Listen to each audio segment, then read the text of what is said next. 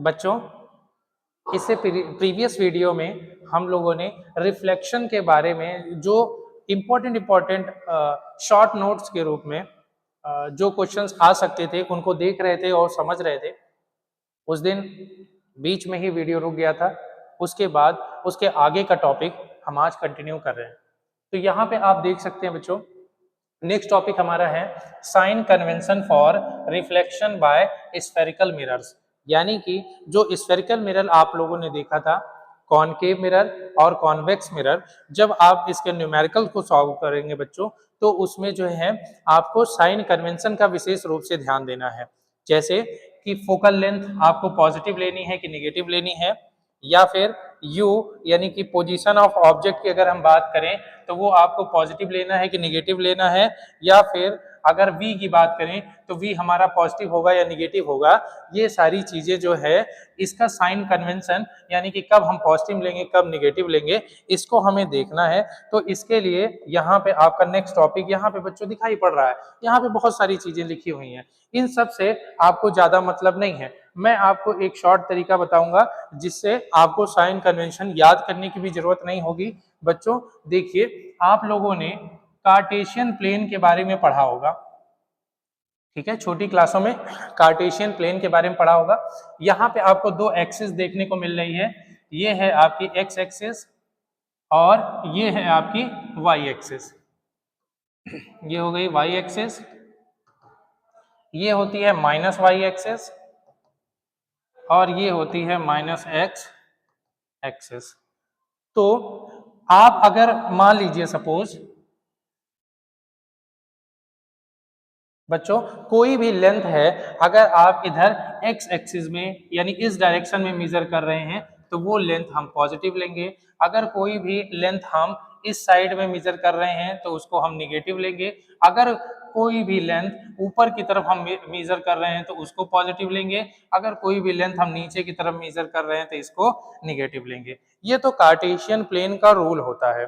इसमें हम कैसे यूज कर सकते हैं, मिरर के न्यूमेरिकल में इसको कैसे यूज कर सकते हैं बच्चों, तो हम इसको ऐसे मानते हैं, देखिए कि कोई भी मिरर हो, चाहे कॉनकेव मिरर हो चाहे कॉन्वेक्स मिरर हो, और यही चीज लेंस के लिए भी लागू होती है। अगर आपने साइन कन्वेंशन यहाँ पढ़ लिया तो लेंस में भी आपका काम हो जाएगा। तो हम क्या मान के चलते हैं कि जो हमारा मिरर है वो बिल्कुल कहाँ पे रखा हुआ है, बिल्कुल एक्सिस पे ही रखा हुआ है। जैसे कि अगर हम मान लें, ये अगर एक उदाहरण के लिए अगर हम बोले कि ये हमारा जो है लेट से आपका कॉनकेव मिरर है, तो इसका जो पोल है, इसका जो पोल है, चाहे कॉनकेव मिरर हो चाहे कॉन्वेक्स मिरर हो, इसका जो पोल है वो ओरिजिन पे होना चाहिए, 0,0 पे होना चाहिए। ऐसा हम मानते हैं कि जो मिरर है वो हमारा, वो मिरर का पोल कहाँ पे रखा हुआ है, ओरिजिन पे। अब अगर कोई भी लेंथ हम इस मिरर के सामने मेजर करते हैं तो वो हो जाएगी निगेटिव, और इस मिरर के अपोजिट डायरेक्शन में अगर लेंथ को मेजर कर रहे हैं तो वो हो जाएगी पॉजिटिव।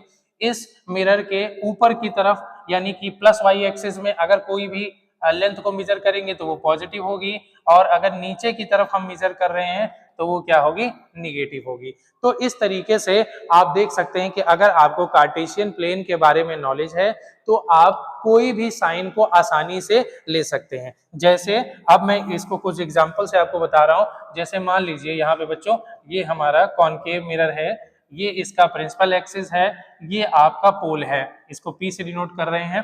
अब इस मिरर का यहाँ पे सामने की तरफ फोकल लेंथ होगा, और फोकल लेंथ का जस्ट डबल आपका जो है सेंटर ऑफ कर्वेचर होता है, ये बात आप जानते हैं। यानी पोल से फोकस तक का जो डिस्टेंस होता है वो फोकस होता है, और पोल से सेंटर ऑफ कर्वेचर के बीच का जो डिस्टेंस होता है उसको आप लोग रेडियस ऑफ कर्वेचर यानी R बोलते हैं।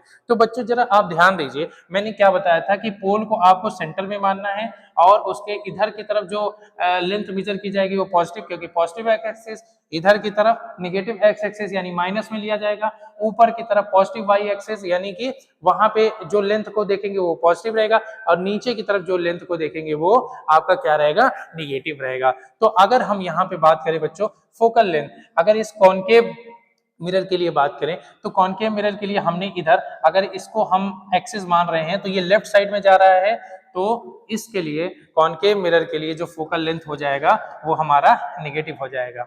और जो इसके लिए रेडियस ऑफ कर्वेचर है अगर उसको हमें लेना है तो वो भी हमारा निगेटिव हम ले सकते हैं। उसके बाद में यू की अगर हम बात करें तो हमेशा याद रखिए कि बच्चों ऑब्जेक्ट जो है वो हमेशा हम लोग लेफ्ट हैंड साइड पे रखते हैं। तो ऑब्जेक्ट अगर लेफ्ट हैंड साइड पे रखेंगे तो यू हमारा हमेशा निगेटिव होगा। यू के बारे में तो सोचना ही नहीं है, चाहे वो मिरर के केस में हो, चाहे लेंस के केस में हो, चाहे कौन सा भी मिरर हो, चाहे कौन सा भी लेंस हो, यू हमेशा आपका निगेटिव रहने वाला है। फोकल लेंथ प्लस माइनस के रूप में चेंज होती है, वी आपका चेंज होता है। तो इन सब का आपको साइन ध्यान देना है। अगर यहाँ पे दो टर्म और आएगा एच आई, यानी कि height of object, height of object, और दूसरा एक टर्म आएगा H O, sorry H I मतलब height of image, height of image, और एच ओ हो जाएगा हाइट ऑफ ऑब्जेक्ट। तो यहाँ पे बच्चों आप देख सकते हैं कि जैसे हम कोई भी ऑब्जेक्ट को रखेंगे तो ये इसका जो हाइट है वो हमारी क्या कहलाएगी, H O, height of object. और रिफ्लेक्शन के बाद जो इसका इमेज बनेगा उसका भी कुछ लेंथ होगा, उसको हम एच आई से डिनोट करते हैं। अगर हमारा रियल इमेज बन रहा है तो रियल इमेज हमेशा आपको पता है इन्वर्टेड बनता है, और इन्वर्टेड इमेज इधर की तरफ बनता है। तो जब रियल इमेज आपको बन रहा है तो इसका अगर आपको लेंथ मेजर करना है तो क्या आ जाएगा, निगेटिव। और हाइट ऑफ ऑब्जेक्ट हमेशा हम लोग जो है ऊपर की तरफ ऑब्जेक्ट को रखते हैं एक्सिस पे, तो जो एच ओ है वो आपका क्या हो जाएगा, हाइट ऑफ ऑब्जेक्ट पॉजिटिव, क्योंकि हम प्लस वाई एक्सिस के डायरेक्शन में नाप रहे हैं, इसको हम माइनस वाई एक्सिस के डायरेक्शन में नाप रहे हैं।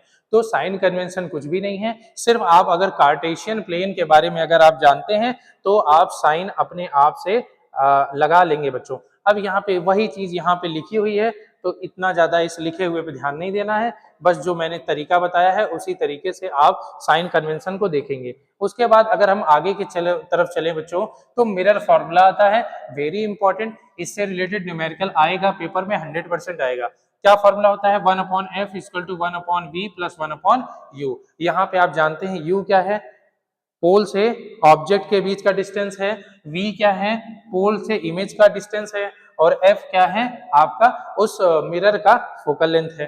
तो ये हो गया। उसके बाद में मैग्निफिकेशन का फार्मूला वेरी इंपॉर्टेंट, m बराबर क्या होता है, H I upon H O, इसके बारे में अभी हमने जिक्र किया था। एच आई क्या है, हाइट ऑफ इमेज है, एच ओ क्या है, हाइट ऑफ ऑब्जेक्ट है।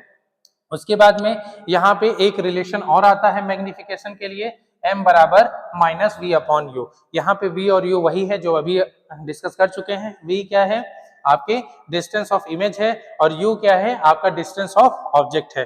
तो ये फॉर्मूले, एक फॉर्मूला ये, एक फॉर्मूला ये, और एक फॉर्मूला ये आप अगर याद रखेंगे तो न्यूमेरिकल आप बहुत ही आसानी से बच्चों लगा पाएंगे।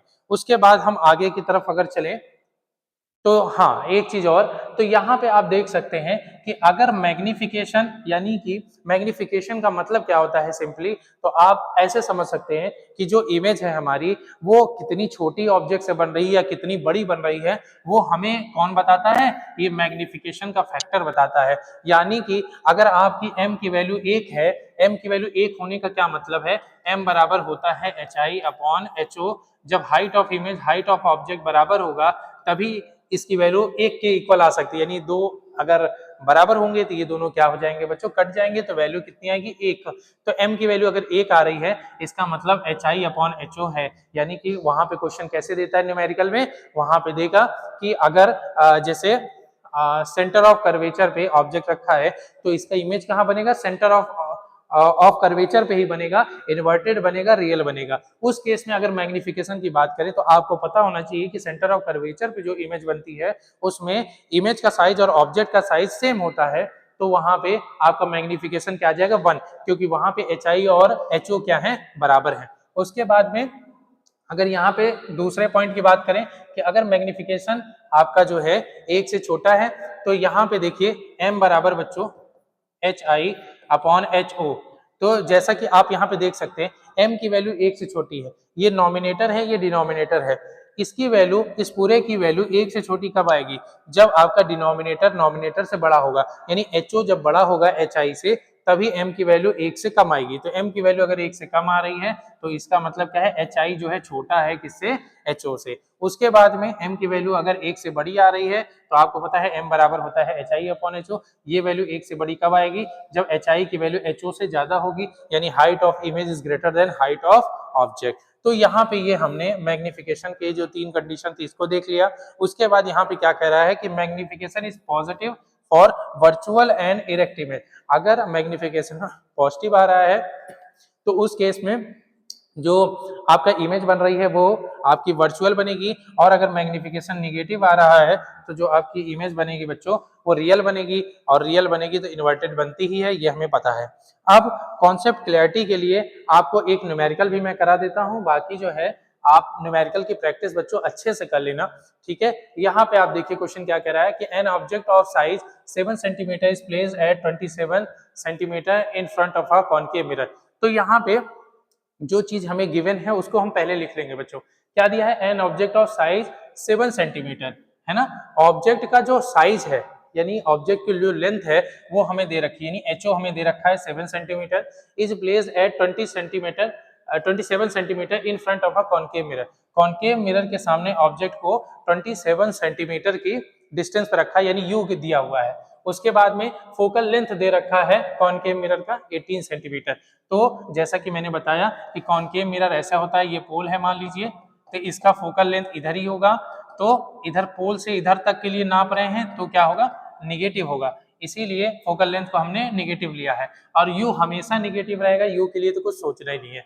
तो अब हमें क्या बताना है, वी बताना है, ठीक है। क्या करना है, at what distance from the mirror should be a screen be placed, find the size and the nature of the image, ठीक है। v बताना है, कह रहा है कि स्क्रीन को हम कहाँ पे रखें कि इमेज बन जाए। अच्छा, एक चीज हमेशा याद रखना बच्चों कि जो रियल इमेज होती है उसको पाने के लिए हमें स्क्रीन की जरूरत पड़ती है, स्क्रीन पे ही वो इमेज बनेगी। Virtual image through mirror, mirror के अंदर ही बन जाती है। जैसे कि हम लोग जो है रोज प्लेन मिरर पे अपना मुंह देखकर आते हैं, तो उसमें जो इमेज बनती है वो मिरर के अंदर ही बनती है। लेकिन अगर इस तरीके का अगर आपका कॉनकेव मिरर है, वहां पे रियल इमेज अगर बन रही है तो उसके लिए स्क्रीन की जरूरत पड़ती है।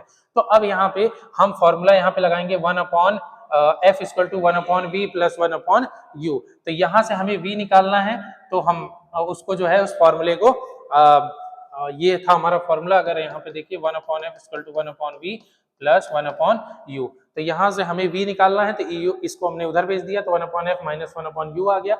f और u की वैल्यू, f की वैल्यू यहाँ से रख दी, u की वैल्यू यहाँ से रख दी बच्चों। तो इसको एलसीएम लेके कितना आया, v आपका आ गया -54 सेंटीमीटर। यहाँ पे ध्यान देना ये माइनस दिखा रहा है, इसका मतलब कि जो इमेज बनेगी वो इसी साइड में, लेफ्ट साइड में बनने वाली है। और कॉनकेव मिरर में जितने भी केस होते हैं, जब भी लेफ्ट साइड में इमेज बनती है तो साइन कन्वेंशन हमारा क्या रहेगा, आपका निगेटिव रहेगा, और इमेज कैसी बनेगी, रियल बनेगी और इन्वर्टेड बनेगी। अब कह रहा है कि ये तो ये हो गया, डिस्टेंस हो गया कहाँ पे बनेगी। अब इसका नेचर कैसा है, मतलब नेचर निगेटिव दिख रहा है, तो यानी कि ये कैसा है, ये आपका रियल इन्वर्टेड है। साइज वगैरह की बात करें तो हमें पता है मैग्निफिकेशन का फॉर्मूला होता है HI अपॉन HO बराबर माइनस वी अपॉन यू। तो यहाँ पे HI अपॉन HO बराबर minus V upon U. HI height of image हमें निकालनी है, हाइट ऑफ ऑब्जेक्ट पहले ही साथ दे रखा है, बराबर v की वैल्यू अभी हमने -54 निकाली है, और जो u है, u आपका दे रखा है बच्चों -27 सेंटीमीटर। तो यहाँ से hi आ गया हमारा -14 सेंटीमीटर। इस तरीके से हमने देखा कि हाइट ऑफ ऑब्जेक्ट कितना है 7 सेंटीमीटर, और हाइट ऑफ इमेज कितना है आपका -14 सेंटीमीटर। यानी हम कह सकते हैं कि जो इमेज है वो ऑब्जेक्ट का लगभग डबल है, और निगेटिव साइन ये शो करता है कि जो इमेज है वो रियल और इन्वर्टेड है। तो इस तरीके से बच्चों और सारे न्यूमेरिकल्स की आप प्रैक्टिस कर लेंगे मिरर में। और ये जो आपका लाइट वाले चैप्टर में रिफ्लेक्शन वाला पार्ट था उसको हमने अच्छे से रिवाइज कर लिया है। और इसके बाद जो एक टॉपिक इसमें बचता है रिफ्रैक्शन, रिफ्रैक्शन, तो उसको हम नेक्स्ट वीडियो में कवर करेंगे। रिफ्रैक्शन, रिफ्लेक्शन हमने देख लिया है और रिफ्रैक्शन बचा है। Thank you friends.